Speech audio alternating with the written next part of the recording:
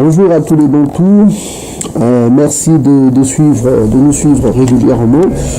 Ces vidéos ont pour but de rétablir la vérité pour que le peuple se réveille. Dernièrement, nous avons prouvé que les Bantous sont des sémites parce qu'ils parlent l'hébreu. Et en outre de l'hébreu, ils ont des langues de leurs oppresseurs, c'est-à-dire le latin et le grec, qui relatent en quelque sorte leur histoire. Il faut savoir que dans le langage, il y a beaucoup de secrets. Mais avant de continuer, on va vous expliquer, on va quitter le Moyen-Âge, parce que le Moyen-Âge a prouvé déjà que les Bantous étaient israélites et qu'ils avaient 12 royaumes, selon les espions du Vatican. Ils parlaient l'hébreu. Mais ici, on va aller un peu plus loin, on va quitter le Moyen-Âge, on va rétrograder un peu plus loin, on va aller avant JC, comme disent les archéologues, JC qui veut dire Jésus-Christ. On va aller plus loin avant Jésus-Christ, on va voir un peu ce que cache les faits historiques. Donc on va aller dans l'Empire égyptien. Il faut savoir que les Égyptiens antiques étaient noirs. Ils sont aujourd'hui éparpillés en Afrique de l'Ouest. Vous en avez au Sénégal, parce que l'Égypte a été conquise par plusieurs Africains. Au début, c'était les Couchites. Les Couchites que vous voyez tous les jours. Vous avez les Dinka que vous voyez au Soudan. Ils se sont immigrés en Afrique de l'Ouest. Certains se sont immigrés. Ils ont les mêmes cultures, les mêmes visages, les mêmes grandeur, les Dinka. Ils sont allés en Afrique de l'Ouest. Ils sont devenus les Mandinka. Les Mandinka. Donc on voit que c'est les mêmes peuples qui se sont immigrés là. Et puis il y a eu des mélanges avec d'autres races. Et puis on a des Peuls qui sont des anciens Égyptiens aussi, qui ont du sang mêlé. Et on a d'autres peuples, toujours en Afrique de l'Ouest, que vous connaissez. On a plein d'ethnies là-bas. Ils sont en majorité des Égyptiens. Et puis il y a des Philistins, le Pont d'Ivoire, tout ça comme ça. Ça, on reviendra sur ça quand on vous parlera des nations. On va vous dire qui est qui en Afrique de l'Ouest.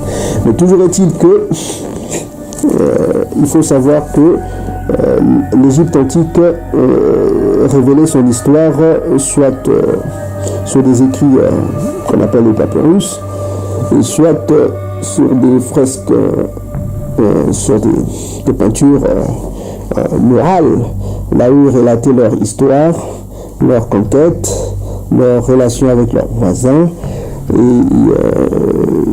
ils parlaient aussi de leurs ennemis, et de leur vie au quotidien, les constructions, tout ça. Donc on va essayer d'examiner un peu ce que cache l'Égypte antique pour voir s'il n'y a pas la trace des anciens Israélites. Et on va connecter ce que l'on va voir avec la Bible.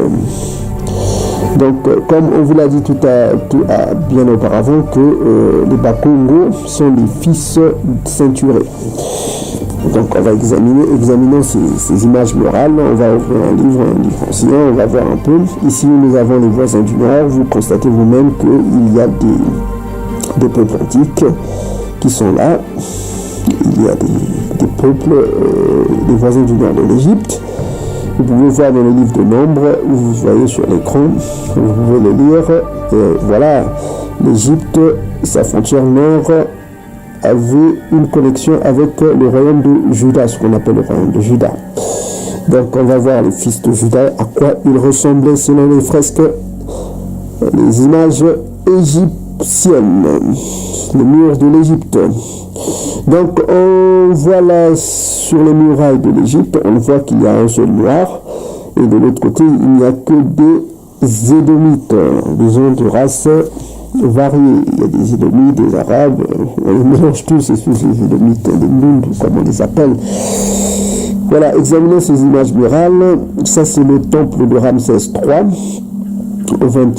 c'est la 20e dynastie en ancienne Égypte.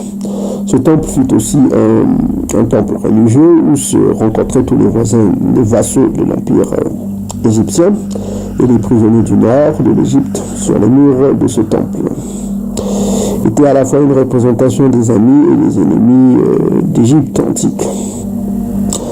On remarque que ces images inédites que vous constatez vous-même parmi ce peuple du nord de l'Égypte, il y a un Congo, un juif, un Yaoundé, un Yandi. On examine ce prêtre Congo. On va essayer d'examiner ce prêtre Congo avec des récits bibliques pour voir si c'est vraiment un prêtre, un lévite, un Congo. On va essayer de voir avec on va l'examiner pour voir si c'est vraiment un prêtre. Donc on constate d'abord qu'il a des boucles d'oreilles. On va voir ce qu'on appelle les anneaux. Est-ce que les anciens Égyptiens portaient leurs anneaux?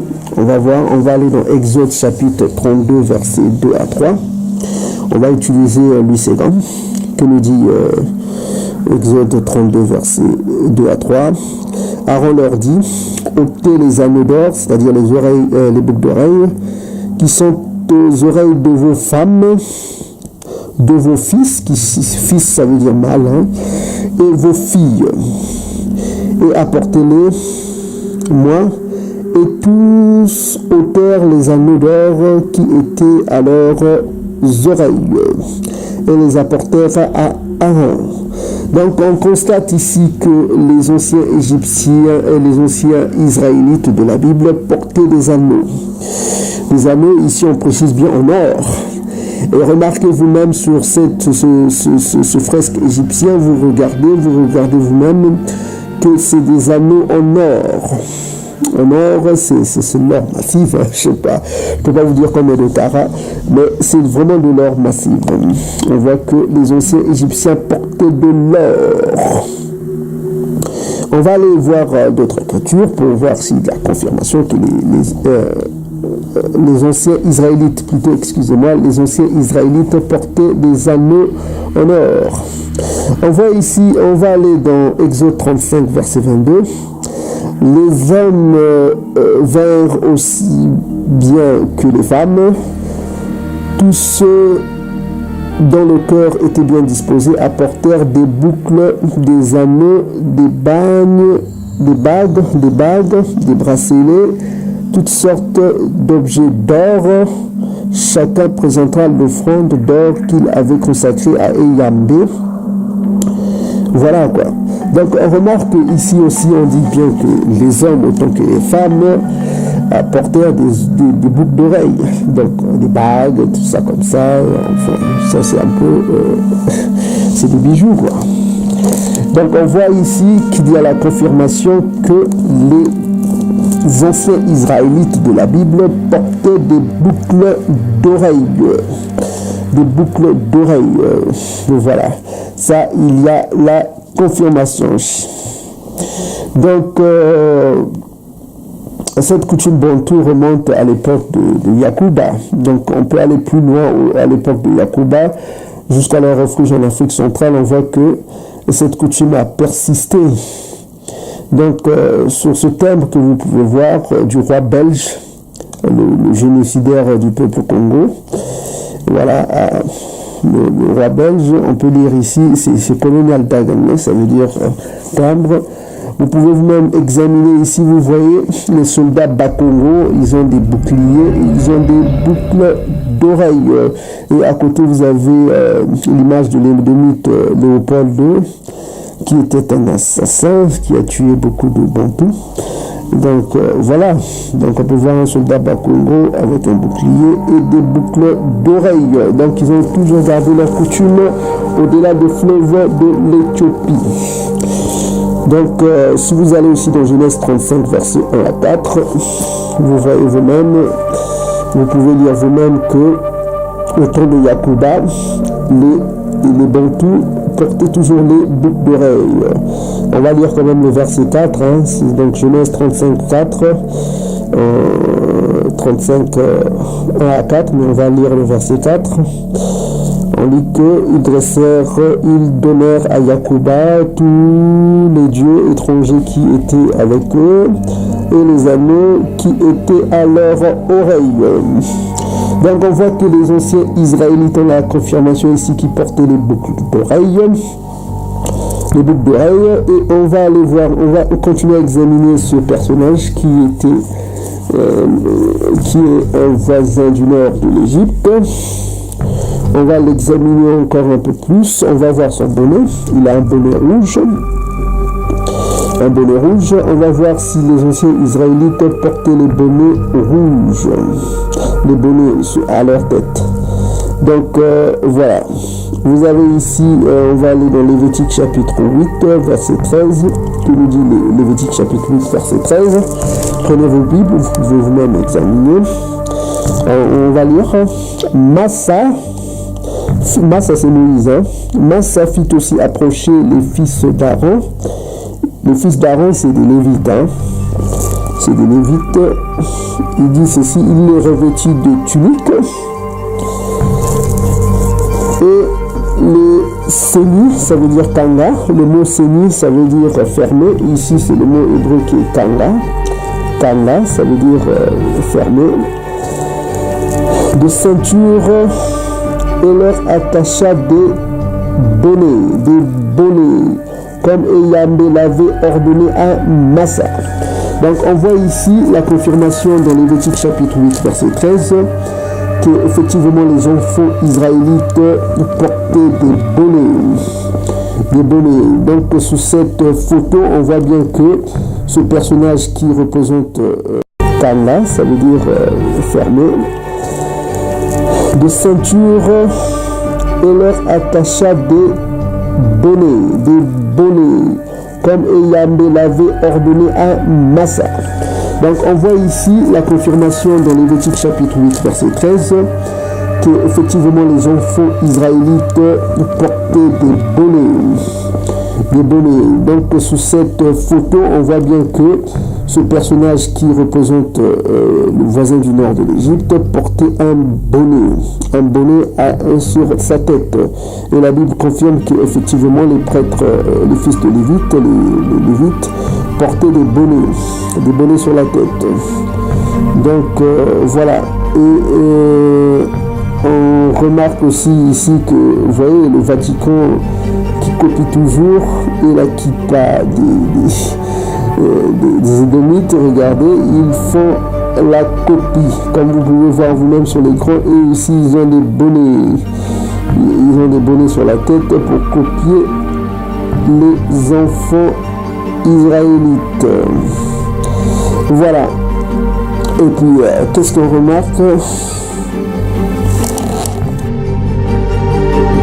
Voilà, on va examiner encore une autre écriture. On va aller dans Exode chapitre 28, verset 40. Je répète, Exode 28, verset 40, pour voir si effectivement les enfants d'Israël portaient des bonnets sur la tête. Donc ici, on peut voir pour les fils d'Aaron, tu feras des tuniques, tu leur feras des ceintures, et leur fera des bonnets pour marquer leur dignité et pour servir de parure. Donc on voit que les enfants israélites portaient aussi des bonnets, ils portaient des boucles d'oreilles.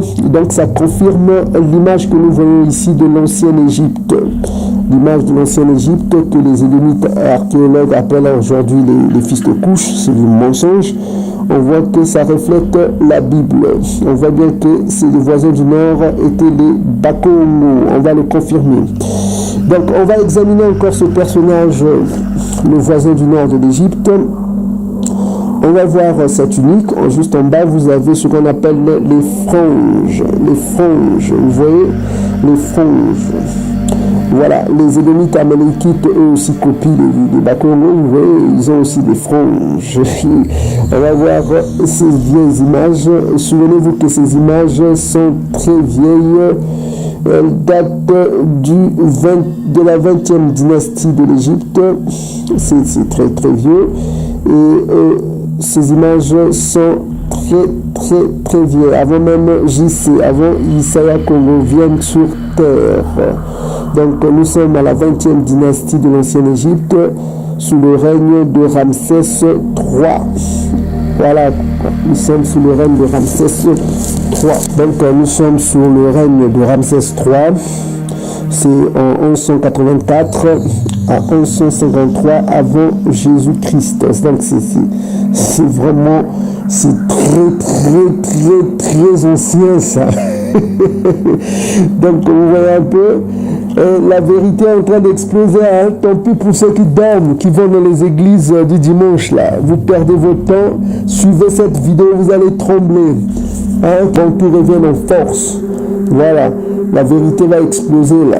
Vous les menteurs là, les Édomites, vous avez menti. Voilà, la vérité va vous tomber dessus. Vous êtes des menteurs. Voilà, la vérité est là. Donc on va examiner les franges sur la tunique de cet homme, de ce lévite là. Voilà, les Édomites amalékites eux aussi nous copient, hein. Ils copient le Congo, ils ont des bonnets qu'ils appellent la kippa ou yamorke en yiddish. Yamorke en yiddish, c'est ce qu'ils appellent la kippa, c'est le bonnet là. Donc les empires édomites eux aussi ils ont des franges. Ça n'a rien à voir, mais ce prêtre-là, il est noir, comme vous pouvez le voir. Voilà, c'est très vieux son image. Comme on vous l'a rappelé, sous le règne de Ramsès III, voilà, il avait déjà des franges. Même que, voilà, vraiment, il faut être vraiment un vrai imbécile, un idiot, pour croire que les vrais juifs étaient les Édomites, quoi. Voilà, que Jésus-Christ était Édomite à Mindélé. Là, il faut se réveiller maintenant, là. Il ne faut plus dormir, là. Donc, on va continuer à examiner ces images murales de l'ancienne Égypte. Voilà, les prêtres Bakongo ici que vous pouvez voir, les vrais juifs de la Bible, sur les murs du temple de Ramsès III. Voilà, ils étaient là prisonniers en Égypte. Donc on les voit ici dessinés par les Égyptiens sur les murs de ce temple avec tout ce que décrit la Bible, hein. Voilà quoi. Ils avaient tout ce que décrit la Bible, comment étaient les Juifs, comment furent les vrais Juifs, voici comment on les identifiait. Les vrais Juifs, ils portaient les bonnets, ils avaient des franges et des boucles d'oreilles. Donc on va lire si vraiment effectivement les enfants d'Israël portaient les franges comme on voit sur cette muraille. On va aller dans Nombre chapitre 15 verset 38. Nombre chapitre 15 verset 38, vous pouvez noter. Et ici on dit que parle aux enfants, les enfants ils sont nés, c'est-à-dire mon choix, hein, dans le Congo. Dis-leur qu'ils se fassent de génération en génération une frange au bord de leurs vêtements, qu'ils mettent un cordon bleu et cette frange du bord de leurs vêtements. Voilà. Donc vous voyez vous-même que les franges étaient une exigence biblique, une exigence pour les enfants israélites lévites. Donc on voit ici que, voilà, vous pouvez même constater que les franges ressemblent à la végétation, les gazons, que les Congos, ils sont les seuls au monde à appeler cela matiti. Les Bantous sont les seuls au monde à appeler cela matiti. Ok, matiti. Et c'est le même mot en hébreu, vous pouvez même vous-même lire titi, titi. Voilà, ça ressemble au gazon et ça porte le nom de titi. Et seuls les Bantous utilisent ce mot titi. Souvenez-vous, le préfixe ma, c'est un héritage de la captivité bantou en Égypte. On vous a prouvé tout à l'heure que ma est un préfixe qui vient des couches des anciens égyptiens qui ont mis en esclavage. Voilà, la révélation vous donne ceux qui ont mis les bantous en esclavage au temps de Massa. C'est ce que vous appelez aujourd'hui les Dinka, les Malinké, les Mondé, tout ça comme ça, c'est eux. Voilà. Comme vous voyez, les Dinka, là-bas, quand ils sont venus, certains émigrés en Afrique de l'Ouest, on les appelle Mandika. Mala, ça veut dire lait. C'est un préfixe égyptien. C'est comme le mot Massa. Massa, c'est pas un nom, hébreu, ça. Ça pris de l'ancienne Égypte. En hébreu, c'est Maï. Et voilà, Massa, ça avait pris un nom. On lui a donné un nom égyptien. Il n'avait pas un nom bantou. Vous pouvez lire même dans Exode chapitre 2, c'est la sœur, la fille de Pharaon qui l'a donné le nom. C'était pas un nom bantou qu'on lui a donné. On lui a donné un nom égyptien, Massa. Voilà. On va revenir sur ça dans d'autres vidéos. On va vous donner encore plus de révélations. Là, vous pouvez vous-même constater que Ma, c'est un préfixe qui n'est pas hébraïque. C'est un préfixe emprunté de l'ancienne Égypte. C'est ça. Donc, vous regardez vous-même que les franges ressemblent au gazon. Ça ressemble au gazon, ça ressemble à la végétation que les Bantous appellent matiti ou titi. Titi, matiti. Ça veut dire voilà. La végétation, ça ressemble aux franges. Et ils appelaient la même chose. Donc, matiti. Et puis, ce mot-là, Bantou, c'est ce qui a été à l'origine du mot Tété, chez les Bantous du Botswana, en Namibie, en Afrique du Sud, qui donna d'ailleurs le nom de mouche Tété. Tété. C'est une mouche qui vit dans la végétation. Et la frange ressemble au gazon, à la végétation. Vous pouvez voir en hébreu. On laisse ça sur l'écran. Vous regardez vous-même. Donc, on va voir encore un autre verset qui confirme que les anciens Israélites portaient les franges. Ils avaient des franges. Et sur leur tunique, tu mettras des franges. Vous voyez, c'est au pluriel. Aux quatre coins du vêtement dont tu couvriras. Les quatre coins du vêtement. Donc, on voit ici, effectivement, le personnage que nous avons ici a des franges qu'on appelle matiti. Titi. Vous pouvez même lire, c'est Bantou, seul les Bantous prononcent ce mot. Donc il n'y a pas de... Là nous sommes dans l'histoire, nous ne sommes pas dans le fantasme, dans Hollywood, tout ça comme ça. Ça c'est des faits. Ces murs-là existent en Égypte. Vous allez vous-même visiter, vous pouvez visiter vous-même, vous allez en Égypte. Vous visitez le temple de Ou. Voilà, vous allez à Karnak, vous visiterez ça, vous verrez ça. Ça date des siècles avant JC. Vous pouvez vous-même voir sur l'écran, c'est vieux ça. C'est des faits, c'est historique, c'est écrit. Ça est frange et ils appelaient la même chose. Donc, Matiti.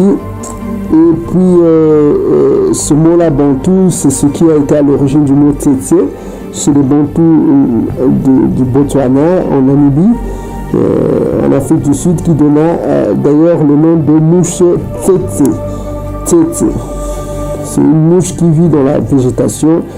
Et la frange ressemble au gazon, à la végétation. Vous pouvez voir en hébreu.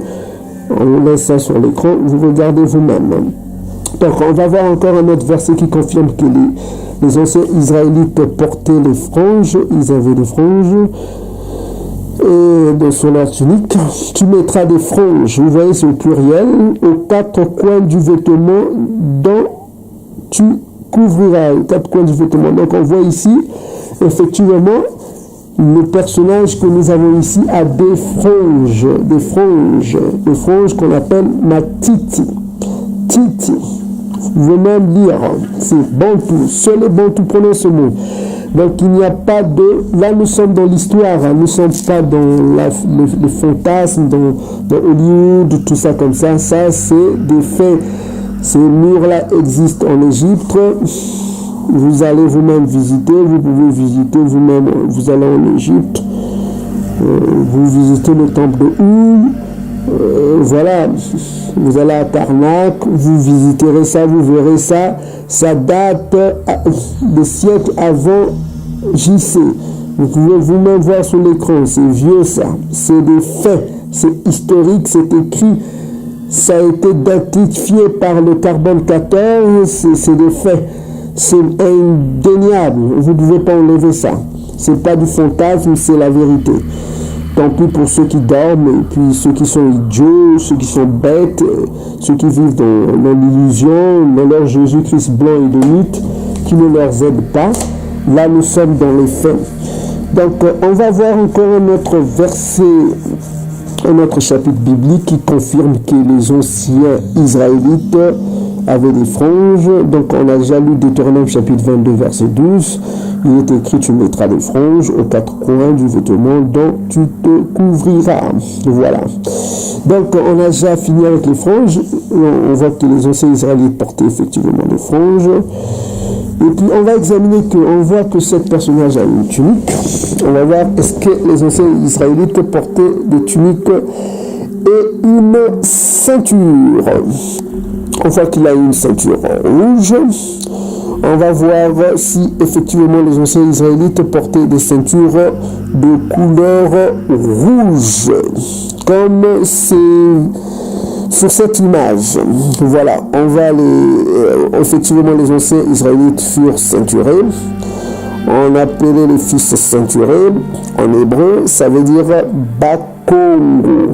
Bakongo. Comme on vous a expliqué précédemment, si vous nous avez suivi attentivement, le bas, la lettre finale ne se prononce pas, ça se dit Kango. Pourquoi? Parce que la ceinture est le symbole de la vérité selon Éphésiens chapitre 6, 14. On peut le lire, tenez ferme et à vos reins la vérité pour ceinture. Revêtez la cuirasse de justice. Donc, on va examiner si effectivement les enfants d'Israël portaient des ceintures. Est-ce qu'ils portaient une tunique? On va le voir. On va aller dans Lévitique chapitre 8, verset 13. Gardez toujours à l'image ce personnage que vous voyez sur les peintures des murs égyptiens qui datent avant JC, c'est vieux, au temps de Ramsès III. Souvenez-vous, au temps de Ramsès III, la 20e dynastie de l'ancienne Égypte. Donc c'est très vieux, même avant même que Isaïe apparaisse, avant même que Isaïe vienne au monde. Donc avant même que Isaïe ni le prophète, avant même que Isaïe vienne, on voit déjà que on examine déjà les anciens Israélites étaient identifiés dans les murs, sur les murs de l'Égypte, les voisins du nord de l'Égypte. Donc on va examiner effectivement, on va aller dans Lévitique chapitre 8 verset 13. Massa, que vous appelez Moïse, fit aussi approcher les fils d'Aaron, Lévites. Il les revêtit de tuniques. Vous voyez ce personnage de tuniques. Et les ceignit de quoi? De ceinture. Et leur attacha, comme on l'a dit, un bonnet. Vous voyez, le monsieur a le bonnet. Et Yambé l'avait ordonné à Massa. Souvenez-vous que la ceinture en hébreu, ceinture en hébreu, c'est kango. Kango, habillé ou ceinturé. Vous voyez, voilà, vous pouvez vous-même voir sur l'image au-dessus des photos murales en Égypte des Congo, c'est-à-dire les Lévites. Je vous-même, voilà, ils s'habillent comme des anges. On sait qu'ils s'habillent comme des anges. Ils ont la ceinture au rein. Selon Éphésiens chapitre 6, la ceinture est au rein, en passant où? Par la poitrine. Ça passe par la poitrine, on va le confirmer. Vous voyez, ça passe par la poitrine, on va le lire, ça passe au rein, ça passe par la poitrine, on va le confirmer dans Apocalypse chapitre 15, verset 6, on va le lire. Si cette ceinture passe par la poitrine, ok, vous voyez la poitrine, c'est là, qu'on appelle le tima. Alors, les 7 anges qui tenaient les 7 fléaux sortirent du temple revêtus de l'impur éclatant, ayant des ceintures d'or autour de la poitrine. Autour de quoi? De la poitrine. Vous voyez, c'est comme s'habille le monsieur. C'est pareil. Alors voilà, on va confirmer. Est-ce que ces ceintures furent rouges? On va le voir aussi, ces ceintures furent rouges et se mettaient des reins en passant par la poitrine. Donc ça se mettait au rein, comme Éphésiens chapitre 6, 14 le confirme, et ça passait par la poitrine, comme Apocalypse chapitre 15, verset 6 nous le montre. Donc ils avaient un habillement comme des anges. C'est pourquoi on les appelle les Bakongo. Ça veut dire fils de la vérité. Voilà, donc on va vous prouver aussi que tous les Bantus autant avant s'appelaient les Bakongo, autant de Salama, Moïse. On va vous le prouver. On va vous le prouver dans notre vidéo. On va vous le prouver. Ne vous trompez pas. Bakongo aujourd'hui c'est une tribu. Voilà, c'est une tribu exhaustive, mais avant la séparation des tribus, il y avait tous les Bantus s'appelaient les Bakongo. Voilà, donc ces ceintures furent rouges, se mettaient des reins en passant par la poitrine, on vous l'a prouvé. Et Issa y a été et revient comme un Congo. Le mot Congo, ça veut dire habillé et ceinturé. Souvenez-vous de ce qu'on vous l'a dit. Ok? Donc au ciel, les anges sont aussi ceinturés. On vient de le confirmer dans Apocalypse chapitre 15, verset 6. Mais lisons d'abord Apocalypse chapitre 1, verset 13. On va voir aussi comment sont habillés les anges. Et au milieu de cette chantelée, quelqu'un qui ressemblait à un fils de l'homme, vêtu de longues robes, c'est-à-dire la tunique, comme vous voulez voir aussi ce même tunique, ayant une ceinture d'or sur quoi? Sur la poitrine. Vous voyez, ça passe par la poitrine jusqu'au rang. C'est dans Éphésiens chapitre 6, 14. Donc on voit c'est la même configuration que sur les murs de l'Égypte qui représentaient les anciens voisins du nord de l'Égypte. Voilà. On va aller dans 1 Samuel chapitre 18 verset 4. On va aller plus loin au temps de Dawidi. Son nom n'était pas David, c'était Dawidi, c'est celui qui entend en langue Congo. Donc on voit Yanata, qu'on a traduit Jonathan, Yanata en Congo, Yanata, ça veut dire que Ya accompagne. Fit alliance avec Dawidi, c'est celui qui entend, parce qu'il aimait comme son âme. Il ôta le manteau qu'il portait pour le donner à Dawidi. Il lui donna ses vêtements, même son épée, son arc et sa ceinture. On voit même que David lui-même portait la ceinture. Ça se confirme dans 1 Samuel chapitre 18 verset 4. Donc on remarque que cette ceinture était rouge. Comme vous pouvez le voir, c'est une ceinture rouge. Donc on va aller dans Exode chapitre 28 verset 8. La ceinture sera du même travail que l'éphod fixé sur lui. Elle sera d'or, de fil bleu, pourpre et cramoisi. Pourpre et cramoisi. Tout cela veut dire quoi? Rouge, de fin lin retors. Donc on voit que c'est une ceinture sous forme de tissu. Voilà, et Yann voulait que les Lévites s'habillent, les Israélites s'habillent comme des anges. Comme des anges. Vous pourriez vous-même lire les prophètes avec leur ceinture. On va vous donner quelques versets, vous pouvez vérifier. Le prophète Élia était Congo, il était en Bakongo. Vous allez dans 2 Rois chapitre 1, 8, vous pouvez le lire. Jérémie qu'on appelle Jérémie qui était Ilimaya, lui aussi il était Congo, il portait la ceinture. Vous pouvez le lire dans Jérémie chapitre 13 verset 1. Et celui que vous appelez Jean-Baptiste Yakana, son nom était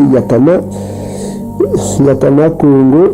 Yakana lui-même aussi était ceinturé, il portait la ceinture de la poitrine, des reins jusqu'à la poitrine. Vous pouvez le lire dans Marc chapitre 1 verset 6. Paula, qui veut dire mouillé, Paula, que vous appelez Paul, dont le nom était Sola avant, ça veut dire choisir. C'est un nom écho du roi, du premier roi d'Israël. Voilà, c'est des noms écho, Sola, qui veut dire choisir.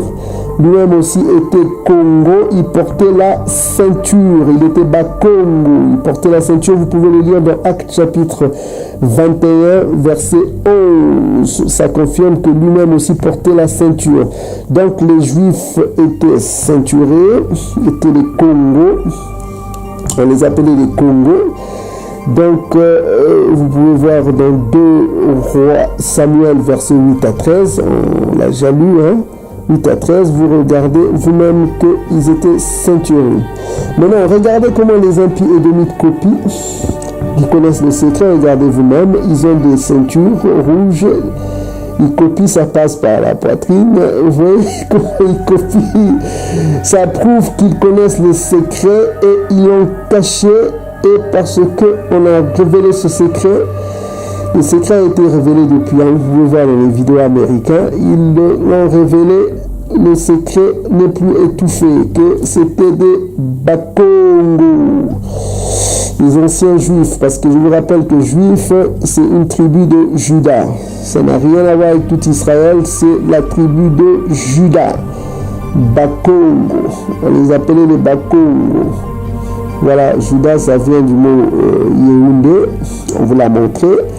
Yehoundé, dont la racine est Yandi, ça veut dire le désigné. Donc, pour conclure, on vient de faire cette vidéo pour vous prouver la vérité que les Bakongo portaient des ceintures, des bonnets, des franges et des boucles d'oreilles. Et leur image existe toujours dans les murs de l'ancienne Égypte, au temple de Ramsès, 20e dynastie de l'ancienne Égypte, on vous l'a prouvé, au temple de Ramsès, 20e dynastie de l'ancienne Égypte, que les anciens Israélites étaient des Bantous. Que le Tout-Puissant bénisse son peuple. On reviendra encore avec d'autres vidéos pour vous donner tout autre secret.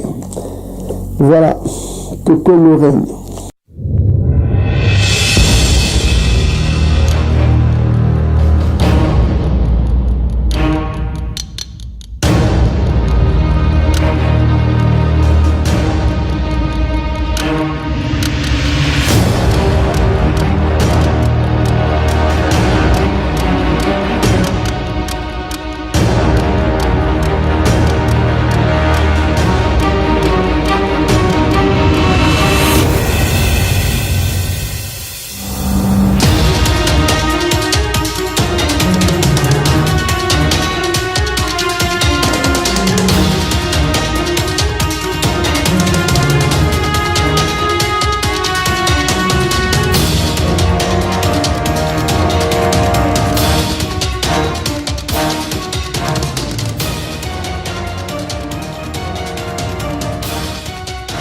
On va essayer de voir les preuves, comment Edom a manipulé l'histoire à son profit.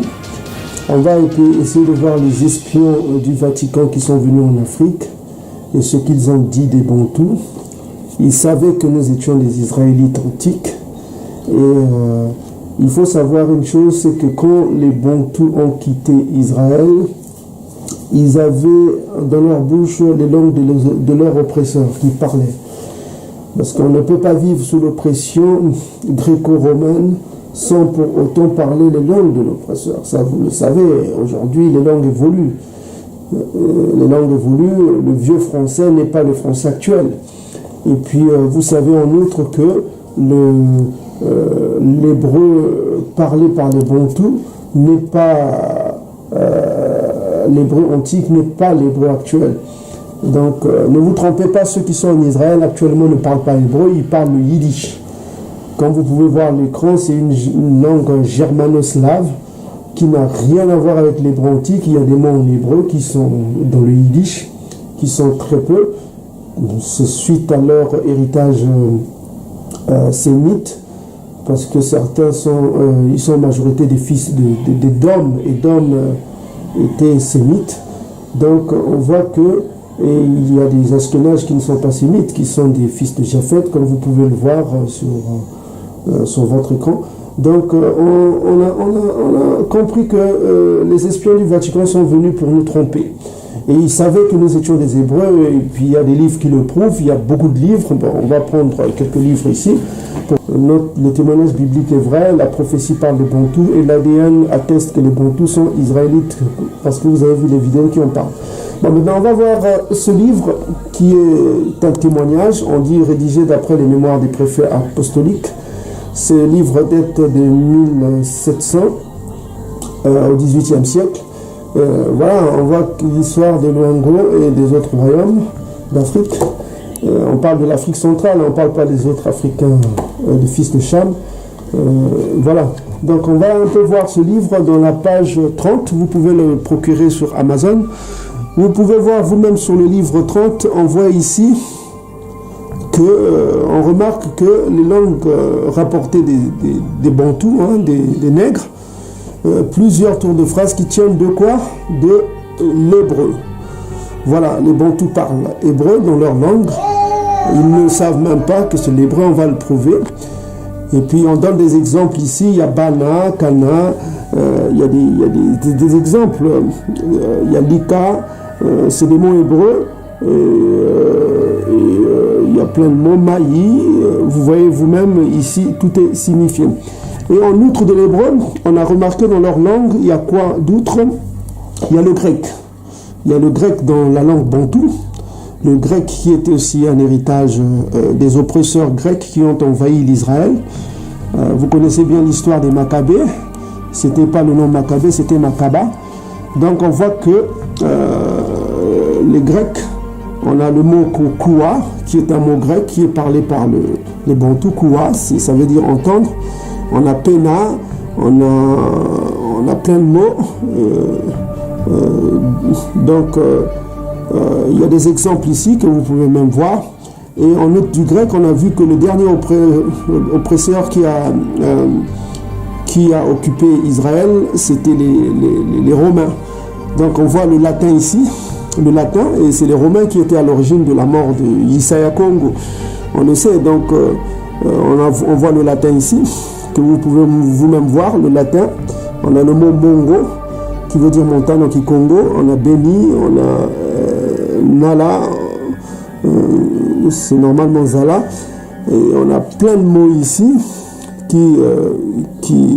qui sont définis ici. Et si vous avez lu le livre de notre frère Melo, le pasteur Melo, qui a fait un livre à propos des langues bantoues, les mots latins, donc on voit que la vérité est en train de se manifester.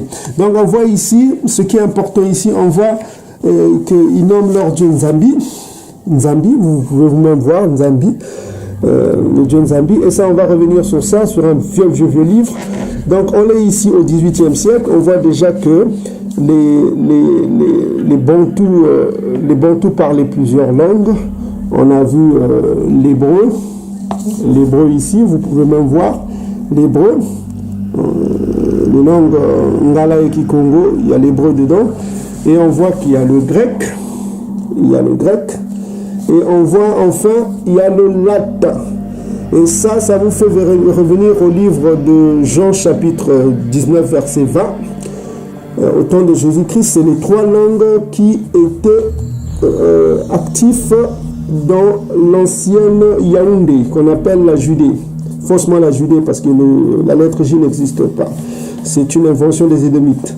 Donc on voit que les langues bantoues sont une association des langues à la fois l'hébreu, qui est leur langue d'origine, c'est le Congo hébreu, c'est le langue qui Congo, c'est le Congo ancien, c'est de l'hébreu. Et en outre de l'hébreu, on a le grec, qui est des langues de l'oppresseur, parce que la Judée, ce qu'on appelle la Judée, c'est Yaoundé qui a été occupé par ces peuples, les Grecs, et on a le latin. Ça, vous pouvez voir dans votre histoire de la Bible. Donc là, on a des preuves tangibles qui sont indéniables. Maintenant, on va revenir sur le nom Nzambi là. On va prendre un autre livre, Nzambi, que vous voyez là. Ils appellent leur dieu Nzambi.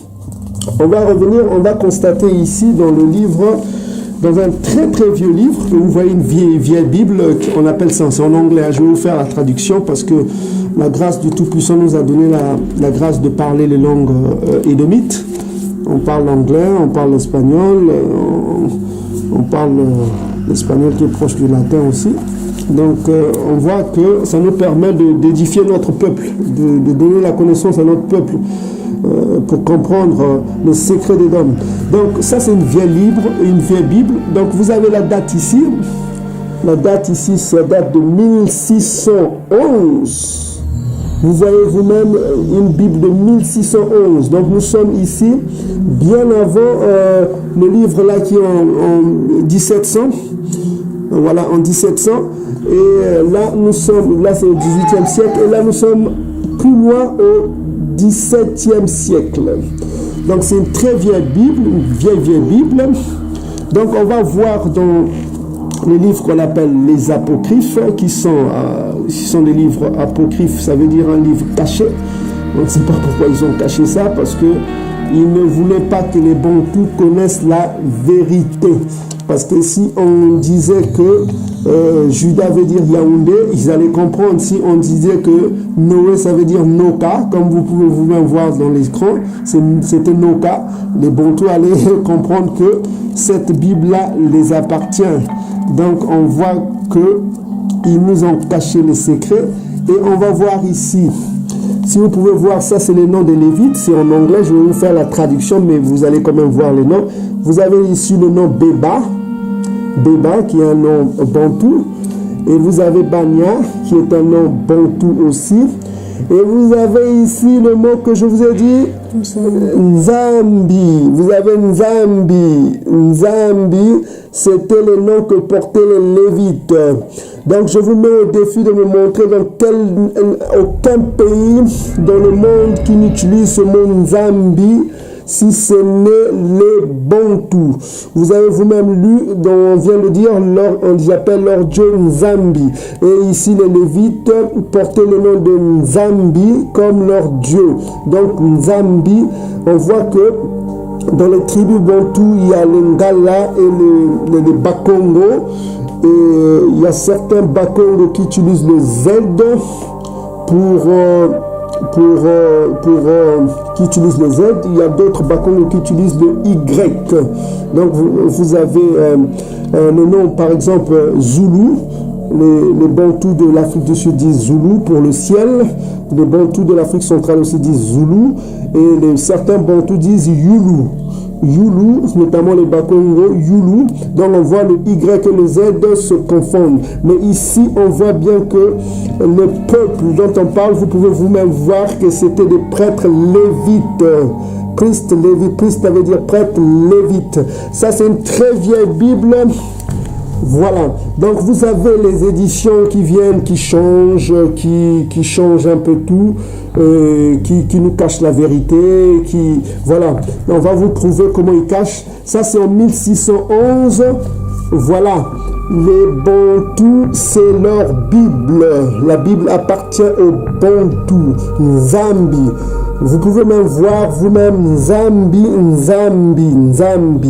Donc voilà. Donc vous savez, c'est les noms que portaient les Lévites. Il y avait Béba, il y avait Mani, il y avait il y avait Bania. Donc on voit qu'on parle des Bantous. Ce n'est pas le livre des autres nations. Ça c'est la preuve. Donc vous voyez vous-même, c'est en 1611. C'est une vieille Bible. Et ici, ils ont mis un édomite, comme toujours, pour cacher. C'est pas le livre des édomites. Ça, c'est une page récente qu'ils ont mis, mais la Bible est vieille, une très vieille Bible qu'on a rajeunie. Donc voilà, vous avez ici les autres chroniques, King, ça veut dire roi, Josué, Deutéronome, Lévitique, Exode, Genèse, tout ça.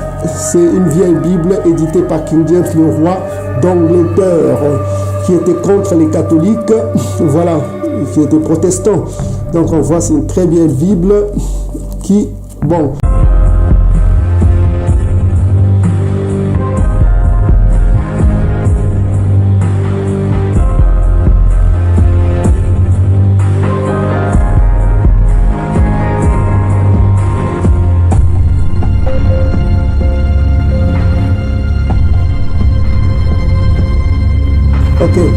Donc voilà, maintenant regardez comment l'église catholique nous trompe, l'église catholique dominatrice et méchante.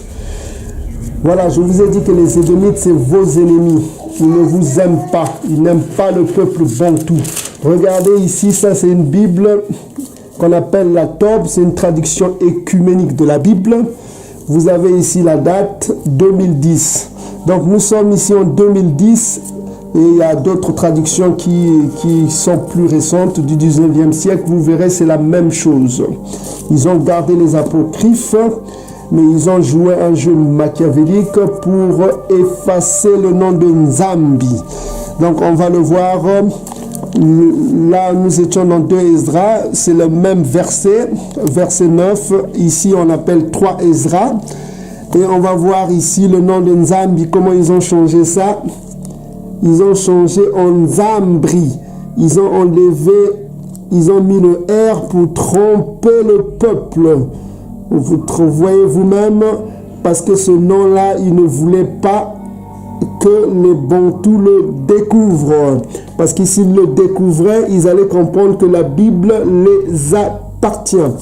Mais comme Tata Yambé est grand, il est puissant. Voilà, ils ont oublié de voir un verset mystique dans ce même chapitre. Voilà, on va lire ce verset, c'est toujours dans 4 Esdras, les apocryphes. Vous voyez vous-même 4 Esdras, nous sommes ici dans 4 Esdras. Les apocryphes, on vous rappelle que c'est des livres cachés. Voilà ce que disait le prophète Esdras à propos de son peuple. 4 Esdras chapitre 7 verset 105. Donc vous pouvez lire vous-même ici.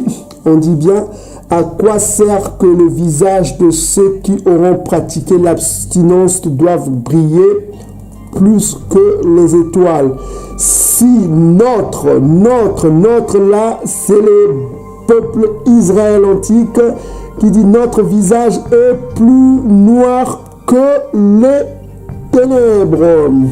Voilà, les Bantous, le peuple Israël était noir selon le prophète Esdras, plus noir que les ténèbres. Voilà, donc Papa Yambé est grand, il n'a pas voulu que... Donc Esdras reconnaît que son peuple était plus sombre que les ténèbres, le prophète Esdras, et ça on ne peut pas le cacher. Donc on voit que avec l'évolution, ils changent des noms, ils mettent leurs noms, ils ajoutent des J, ils ajoutent des faussetés pour que la vérité se cache, pour que la mémoire du peuple soit oubliée. Mais tout cela, c'est la prophétie, c'est Tata Yambé qui contrôle tout. Voilà, donc on voit vous-même, vous avez vu, ça, ils ont changé Nzambri. Voilà quoi, là ils ont changé, c'est comme avec les prophètes, ils ont changé les noms. Yilimaya est devenu Jérémie, Samuel c'est un nom Congo qui veut dire problème, conflit, parce qu'il devait régler le problème de conflit de la royauté en Israël. Samuel est devenu Samuel. On a vu Moïse est devenu Massa, c'était Massa est devenu Moïse. Abraham c'était Abana, il est devenu Abraham. Et Noé c'était Noka, il est devenu Noé. Donc on voit qu'ils ont tout changé, et tout cela pour que le peuple soit oublié. Mais on voit que dans l'ancienne Bible, comme on vous avait montré précédemment de 1611, voilà, 1611, c'est très ancien, c'est 17e siècle. Tous ceux qui me suivent n'étaient même pas nés, même nos grands-parents n'étaient pas encore nés, vous voyez un peu. C'est une Bible très ancienne, on a le livre de Deutéronome, tout cela c'est en anglais. Hein. C'est parce que certains de nos peuples qui n'ont pas accès à la langue anglaise, ils ne peuvent pas comprendre ces secrets. Mais le Tout-Puissant nous a fait grâce de parler la langue des Édomites pour que la vérité... Donc vous voyez vous-même, le nom de Nzambi a été préservé dans l'ancienne traduction. Nzambi est toujours là. Donc, et on voit ici la différence. Vous voyez vous-même, les Édomites l'ont enlevé dans la version récente. Donc, voyez-vous, c'est vraiment dégueulasse. C'est pas l'amour de la vérité. On appelle ça la haine. Quand vous changez des trucs comme ça, vous ne voulez pas que le peuple ait accès à la vérité, vous jouez à la haine. C'est de la méchanceté. Vous voyez, Nzambri, voyez vous-même, il change Nzambi en Nzambri. Vous voyez même, vous-même, comment le peuple peut se réveiller comme ça. Hein? Donc, ils font le tout pour que le peuple s'endort, pour que le peuple continue à prier les statues de Marie, continue à faire l'idolâtrie, pour que le peuple soit haï, pour que le Tout-Puissant haïsse le peuple, pour que le peuple soit toujours dans la souffrance. Donc, voilà, ils ne veulent pas qu'on reparte à Tata Yambé à ses lois. Et ils nous incitent même à dire que oh, Dieu pardonne tout, vous pouvez abolir la loi et finir, vous ne pouvez plus respecter la loi de Tata Yambé. Il nous présente un Jésus édomite aux yeux bleus qui n'est qu'un démon. Ça n'a rien à voir avec Isaiah Congo qui est la vérité. Et on voit que ces peuples-là n'ont pas l'amour de la vérité. Et ils n'aiment pas la vérité. S'ils aimaient la vérité, ils allaient dire la vérité, ils allaient préserver et dire que les Bantous sont effectivement le peuple élu. Et ils sont toujours au-delà du fleuve de l'Éthiopie dispersés. Et voilà, donc on s'arrête là, voici les preuves, et que le Tout-Puissant bénisse son peuple. On reviendra avec une vidéo puissante pour vous donner plus ample explication. Mais toujours est-il, comme on vous a dit, il faut comprendre que l'hébreu bantou, dans l'hébreu antique, et l'hébreu, le paléo-hébreu, la consonne finale est sourde, on va vous le prouver. La consonne finale est sourde et le aleph est sourd aussi. Donc on va voir des exemples que vous pouvez vous-même voir. Quand vous dites maï, il y a le M à la fin et le M là est sourd. Et le resh, c'est-à-dire le R, a le son du mot de L. Comme vous avez par exemple les Bantous Hutus disent Rwanda, avec ils utilisent le R, et vous avez les Bantous Bakongo qui sont en Angola, ils disent Luanda, ils utilisent le L. Donc on voit, c'est là où on distingue les tribus du sud et les tribus du nord. Ça, on va revenir, on va vous donner des secrets que vous ne connaissez pas, mais on voulait revenir sur ça. Toujours est-il que le peuple bantou soit béni. C'est eux, Israël antique, et la Bible les appartient. Tant pis aux sceptiques qui régnent la Bible, comme les Mbundudia Congo, la Bible est notre héritage. Et voici les preuves. Que le Tout-Puissant bénisse son peuple pour l'éternité et que Congo règne. Salama. Du roi Léopold II à l'arrivée des missionnaires au Congo belge, de voir des prêtres et pasteurs blancs dans cette patrie. Révérend Père, pasteurs et chers compatriotes, soyez les bienvenus dans notre grande patrie du Congo belge. La tâche qui vous est confiée de remplir est très délicate et demande beaucoup de tact. Prêtres et pasteurs, vous venez certes pour évangéliser, mais cette évangélisation s'inspire de notre grand principe, avant tout, les intérêts de la métropole. Le but essentiel de votre mission n'est point d'apprendre aux Noirs à connaître Dieu. Ils le connaissent déjà depuis leurs ancêtres. Ils prient et se soumettent à Nzambi Mpunu, que je sache, et aussi à Nzambi Mawezi. Ils savent que tuer, voler, coucher avec la femme d'autrui, calomnier, insulter est mauvais.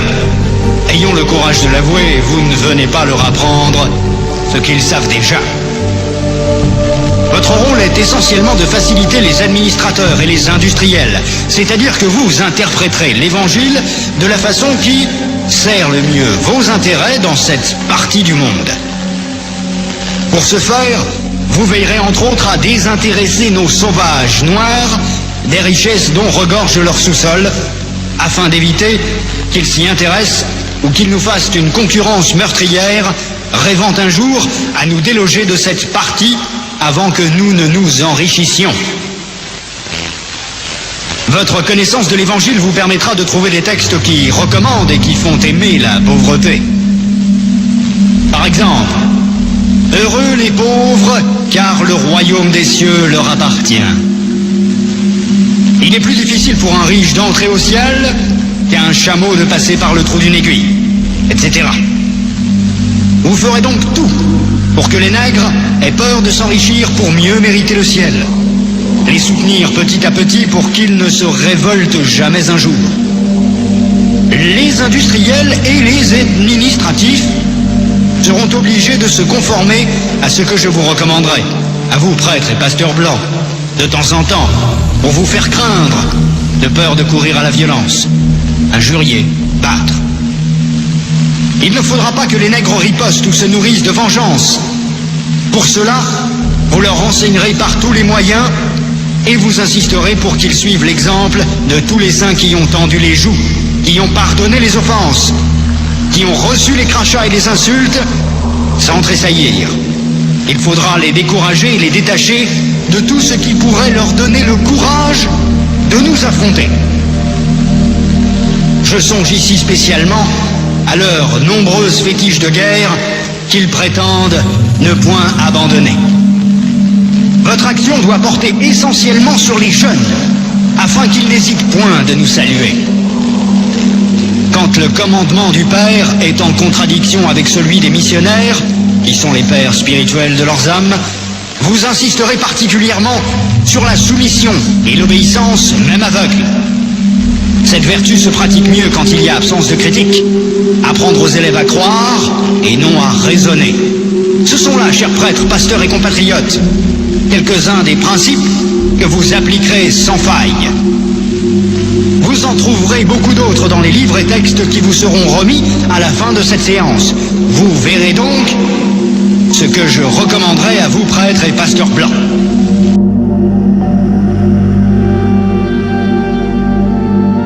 Bonjour à tous les Bantous partout où vous êtes. Voilà, nous venons ce soir vous donner beaucoup plus de révélations que les vidéos précédentes.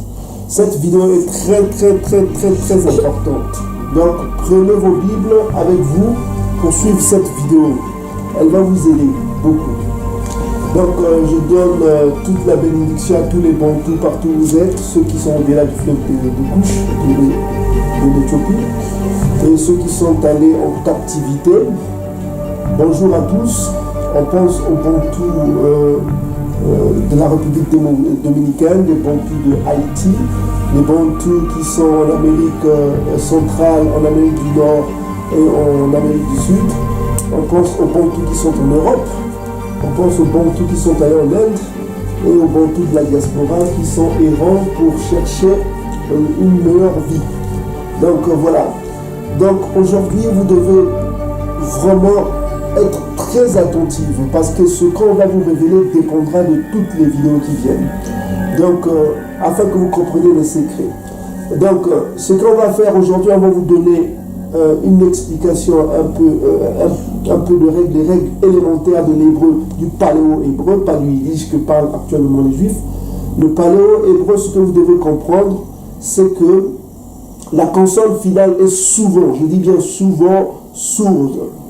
La consonne finale est souvent sourde. Et puis la lettre Aleph, le Aleph est silencieux. Il est silencieux. On va vous donner des exemples que vous voyez sur l'écran. Par exemple, le mot rouge, vous voyez que c'est écrit Andundu, mais en fait ça se prononce Nundu. Ça veut dire celui qui est albinos. Et vous avez aussi le mot Maï. Et vous voyez sur l'écran, c'est écrit Maïm. Mais en fait, ça se prononce Maï. Et vous avez donc, vous voyez vous-même que le Aleph est silencieux. Et quand le Aleph est silencieux, le Aïn aussi est silencieux. Donc ça, c'est les règles élémentaires. Ils sont souvent silencieux. Mais la lettre R, ça s'appelle le Resh. La lettre R, elle a le son du L chez les Bantous. Donc, et puis dans le paléo-hébreu, c'est pareil. Ça, la lettre, vous avez un exemple sur l'écran ici, par exemple, Luka, qui veut dire vomir. Et vous voyez vous-même sur l'écran ce que ça donne. Ça donne Luka. En fait, c'est Luka. Et vous avez le mot poursuivre en Kikongo qui veut dire lambda. Et vous voyez comment ça s'écrit. Avec le R, ça se prononce lambda. Donc ça, c'est les règles élémentaires que vous devez garder parce que cela dépendra de la suite de la vidéo.